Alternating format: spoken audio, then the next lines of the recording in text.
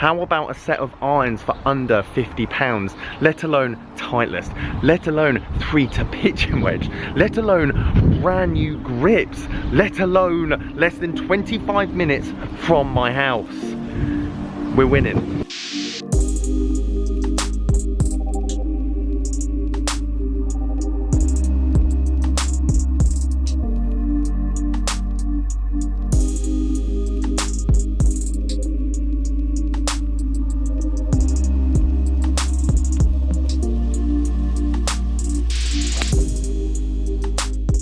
Good morning, you beautiful people. How are you all doing? Simon here, about to go and pick up a £45 set of irons.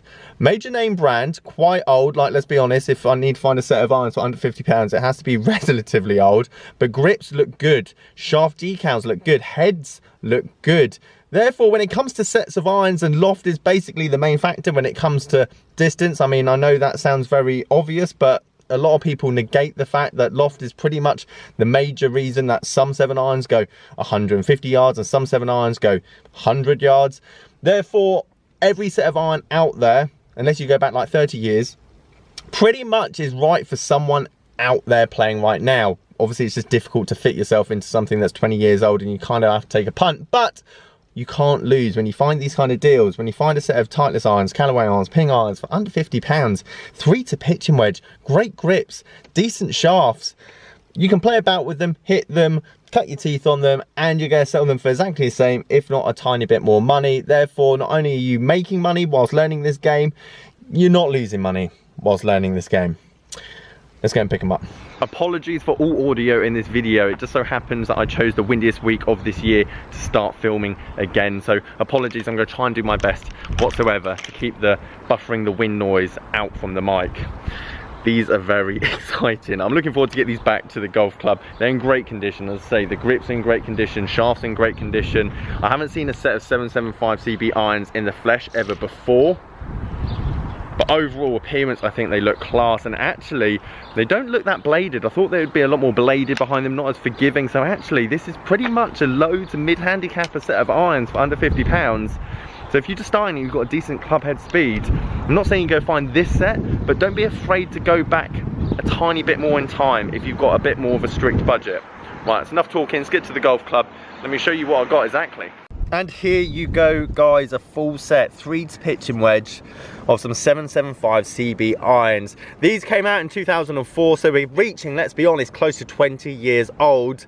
That being said, I don't think they look 20 years old. I love the metallic finish on the back. I love the aluminium bars in the back of the 3, 4 and 5 irons, and I'll talk a bit about that in a minute. Grips in great condition, as I said before, and again, this makes a massive difference whenever I see a set of irons, and there's always a telltale sign that the irons are going to be in decent nick, is that if the decal hasn't really worn, come off, been rubbed, which is probably a telltale sign that they haven't been used that much, you can pretty much guess the rest of the set's going to be in good condition. As you can see, some of the ferrules are loose on the heads there, but the easy way to test if it's actually the ferrule or the head itself, try and grab the grip and the head and twist as hard as you can. If that head doesn't move... I should quickly clarify, guys, this is for steel shafts only. Just steel shafts, not graphite. Then you're probably all right. If it does move, then it probably needs a good re-gluing. Aluminium bars in the back of the heads with the Titleist irons was essentially there to dampen off-center strikes as well as feel and vibrations. And as you can see, like, this is a mid to low handicapper set of irons back in the day. I mean, most player irons now is probably the same kind of sleekness design that these ones have here. But this was designed for a 15 handicapper to get down to single figures, let's say. So the longer irons were more offset at the top there, just so that it helps produce not necessarily a slice or fade, that common shot that a mid handicapper would have. And then as it progresses down, again, you get that kind of sleek feel all the way down to the pitching wedge, so it matches your irons as well as obviously your longer woods and hybrids at the top there. Price wise, at the moment, I think eBay wise, if you find a set for £80, it's a steal. If you want to go and buy one tomorrow, they go from about 120, I think, 120 to 130. But for a full set of irons, now £130, if one in this kind of condition, it's not really bad. I know they're 20 years old, guys. But as I said at the start, it's the loft, length of shafts, Again, grips in good condition. That's a more important factor when obviously you're trying to grind, cut away. And so let's say you've got some big game improvement irons and you want like an interim set before potentially you go like combo blades and muscle backs, you name it. This isn't a bad option. It's a shame it's so windy because I would have loved you guys to actually hear the striking sound of that 3-iron. Couldn't have caught that any better. Bit daunting, first shot of the day, but these CBs seem bigger than a traditional CB iron. I think over the years Titleist have added a few more sets as they've gone along. As you say, you got T100, 200, 300, MB, CB, and they kind of diversified more. They look a lot more forgiving. That top line is definitely chunkier than your traditional muscle back. I hope all of you can hear this because it is so windy. I've nutted that 3-iron. It's basically gone nowhere. About 160 left, I think. 165 left into the flag. Probably playing about 200. I think the 4-iron's coming back out. Absolutely bottled it. Should have gone 4. I changed last minute, put the 5-iron in hands. Absolutely nutted that. These feel so much more forgiving than I could ever imagine. They feel very much like a ping zing, or I don't know, I haven't tested that many irons around that era when these came out, like 2004, because I just wasn't playing golf at the time. They look chunkier than normal. Don't get me wrong, they're nowhere near like a beginner's club, but they look chunkier than normal, and that does give you a bit of confidence. They're a lot more offset than you imagine for a more modern CB. So if I was to put this in today's like modern term range, it's more of an AP2 from the address at the top.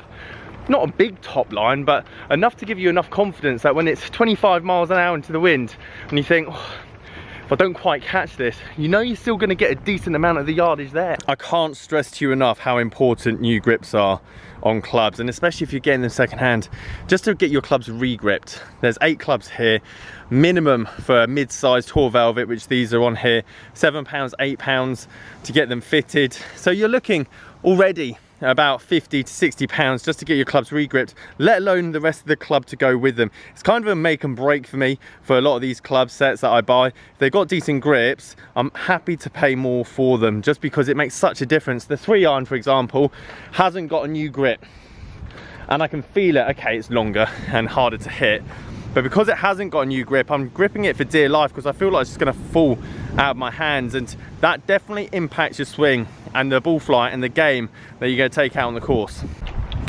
I am going to do a bit of an update on my swing, especially like club head speed and ball speed.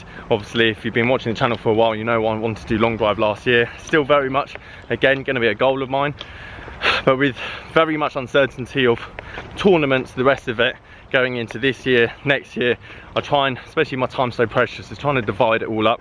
Where do I actually want to put my time, effort and everything else?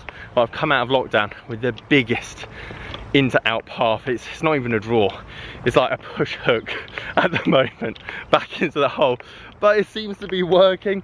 And funny thing is, when I'm at the range, it's just soft fade all day long. As soon as I'm on the golf course, you just revert back to whatever subconscious gets you, and you put the camera down, you press play, and you go, right, just get it down to the middle.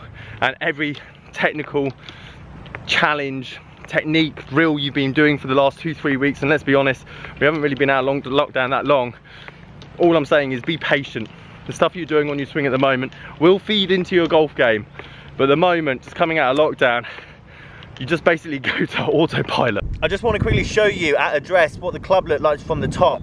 It looks more like an AP2/AP1 in modern day times. They've done such a good job, I think, over the years, making everything a bit more compact, denser, and then reducing that top line. So everything looks like a player's club. You look at all the clubs that have been so popular over the years, P790, Ping i500, basically making it look like a blade but isn't. And this here was determined as a mid to low handicap club, whereas now, even though it's not, from the top and address, you would say that's probably a mid to high handicap looking club, just because how much more offset it is and how much heavier the top line is. I'm not saying it's a bad thing, I just think it's an underrated mid handicap iron. Tell you what, testament to Sandford Springs greens and my epic ball striking to get that to come back on a shot that's 30 miles an hour downwind, downhill, at that flag. Could have done with a bit more rollout, but I'm definitely taking that.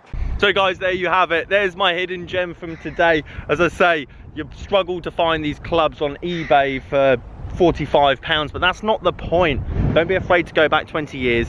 Don't be afraid to spend under £50 on a set of irons if they're ticking the boxes, i.e. good grips, good shafts, good heads, and worst case scenario, if you don't get on with them, sell them on. Guys, if you like this video, leave it a like, subscribe if you're new. Catch you guys later.